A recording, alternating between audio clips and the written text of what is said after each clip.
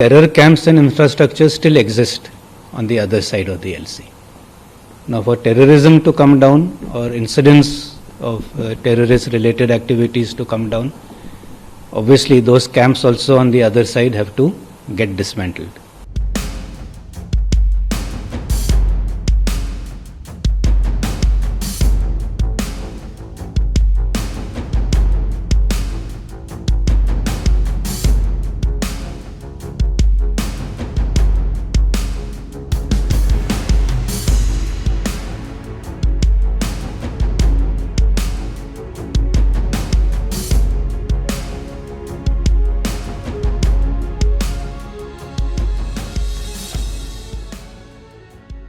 Should see this issue in two parts actually. One is the ceasefire on the line of control and one is the terrorist activities which are there.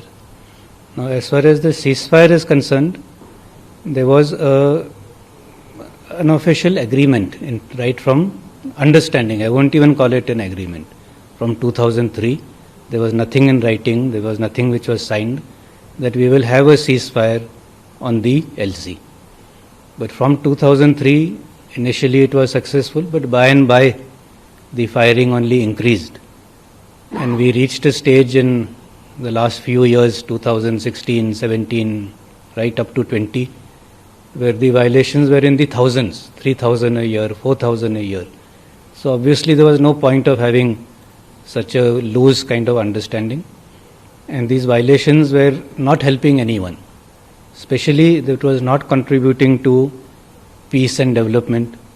It was causing a lot of hardship to the civilian population on either side. And they were not able to pursue their livelihoods without any fear of untoward consequences. So I think it was a very conscious decision that we need to restart or re-honor that old ceasefire understanding which was there. And therefore we decided that we will again have an agreement, and that is how on 25th of February the joint statement was issued. The terror camps and infrastructure still exist on the other side of the LC. Now, for terrorism to come down or incidents of terrorist-related activities to come down, obviously those camps also on the other side have to get dismantled.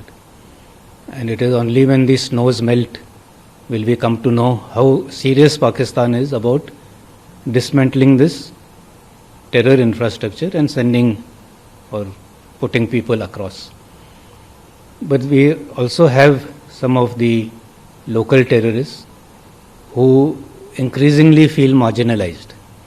And in the recent past, these one or two acts which have taken place, whether attack on the sweet shop or the attack on the local councillors, these are just acts of desperation on their part when they see the way the normalcy is returning. In fact, this year during the winter in Gulmarg, there were so many tourists, it was just like normalcy.